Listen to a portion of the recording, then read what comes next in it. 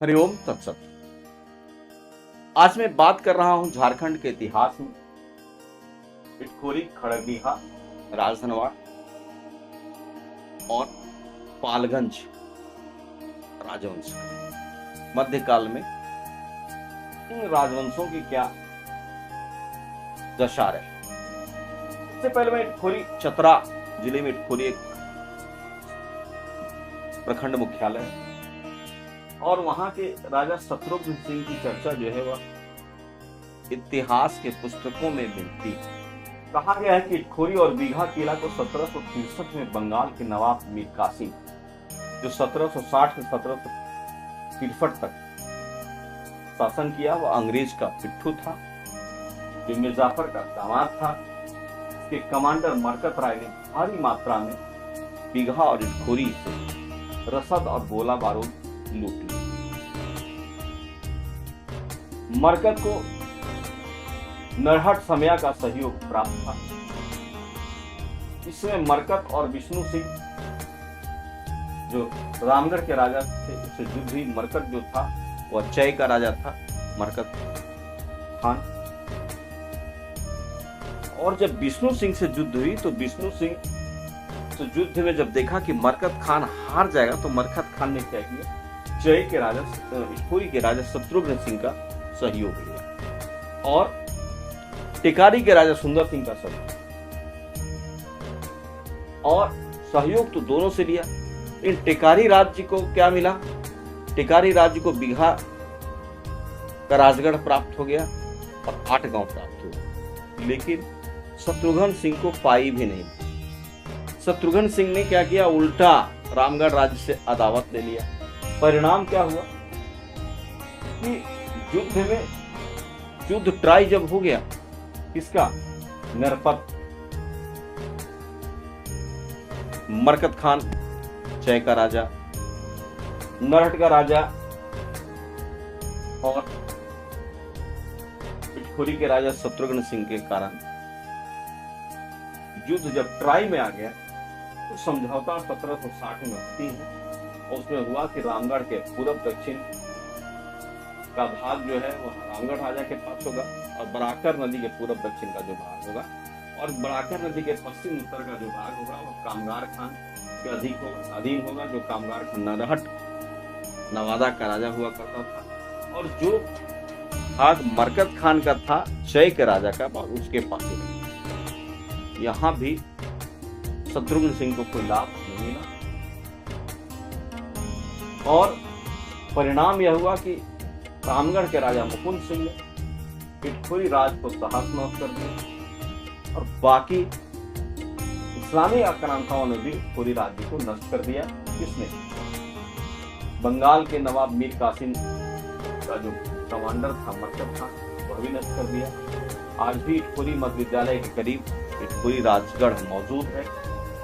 इटखोरी 8वीं सदी में पाल वंश के शासकों का सांस्कृतिक केंद्र था। जैन के 19वें तीर्थंकर मल्लिनाथ ईसा पूर्व तथा बुद्ध से भी संबंधित इटखोरी है, पर बुद्ध के किसी साहित्य में इटखोरी का नाम इटखोरी होने का जिक्र नहीं है। इस पर मैं आगे एक एपिसोड रखूंगा। यह जो है वह एक छोटा सा इतिहास इटखोरी का है। अब मैं बात करता हूँ खड़गडीहा राज्य का। तो खड़गडीहा जो है वह हजारीबाग से 90 मील की दूरी पे राजधनवाड़ ब्लॉक में वर्तमान गिरिडीह जिला मुख्यालय के तहत है। और इस राज्य की स्थापना 15वीं सदी में दक्षिण भारत से आए भारद्वाज गोत्र के कथित ब्राह्मण हंसराज देव ने खड़गडीहा के बंदावत राजपूतों को हराकर खड़गडीहा राज्य की स्थापना किया। 1764-65 में नरहट के राजा अकबर अली, वही कामगार खान का बेटा पोता, ने खड़गडीहा को जीत लिया। खड़गडीहा के राजा उस समय मोद नारायण हुआ करते थे, क्योंकि इनके सरनेम में देव लगे हैं, सिंह ने। तो राजा मोद नारायण देव हार गए।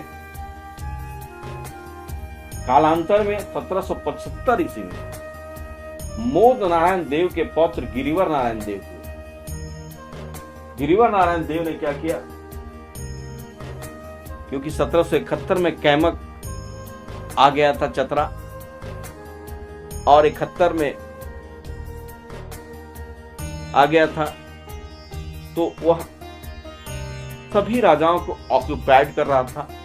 इसी का लाभ देखकर गिरिवर नारायण देव जो थे, मोद नारायण देव के पोता, वो एक कैमक से एक समझौता करते, और कैमक से समझौता करके, संधि करके खड़गडीहा के राजा बन गए, और नरहट का जो राजा था वहां से उसको भगा।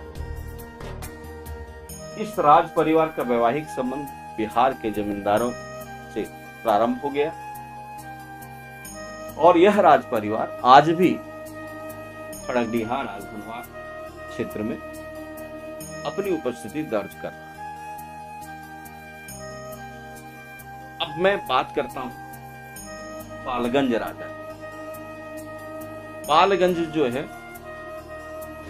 वह गिरिडीह डुमरी राजमार्ग पर अवस्थित है, गिरिडीह जिले में। और पालगंज राजा का ही वंशज जो है वह झरियागढ़, कतरासगढ़, नावागढ़, रामनगर, निरसा, यही परिवार जो है वह पालगंज का परिवार ही है, जो माणभूम क्षेत्र में धनबाद और बोकारो जिले में तथा गिरिडीह जिले में फैले। कहा जाता है कि 18वीं सदी में रीवा मध्य प्रदेश के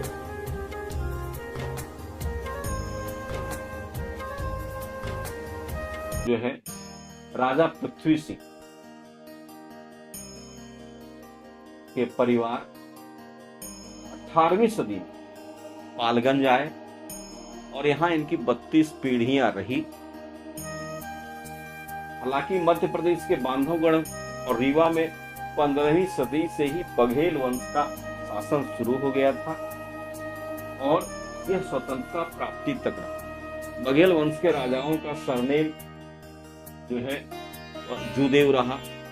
जैसे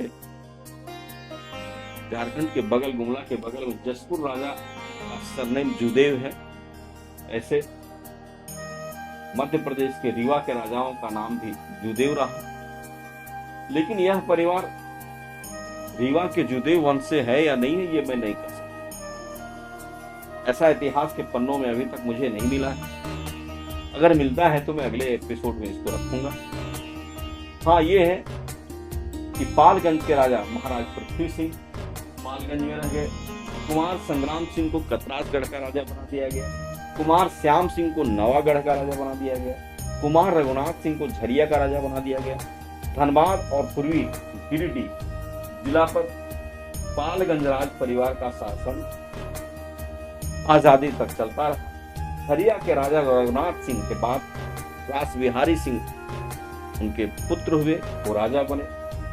इनके 2 पुत्र जयमंगल सिंह और दुर्गा प्रसाद थे। जयमंगल सिंह को केवल 2 बेटी थी, और दुर्गा निसंतान रह गए। तो राजा जो थे वह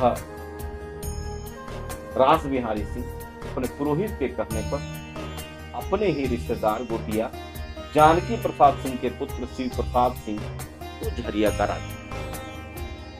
वही शिव प्रसाद सिंह जो झरिया में आरएसपी कॉलेज की स्थापना।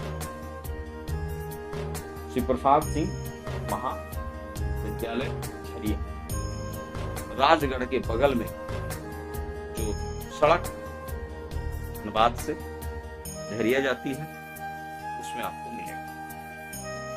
और आरएसपी कॉलेज की स्थापना शिव प्रसाद सिंह ने किया। शिव प्रसाद सिंह के पुत्र ने काली सिंह, जो 1950 में सिंदरी के विधायक।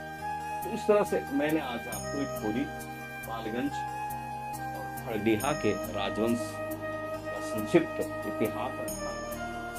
अगले अंक में पद्मा, रामगढ़, पंचेत, पलामू, रंका, मानभूम आदि राज्यों का इतिहास मैं आपको रखूंगा।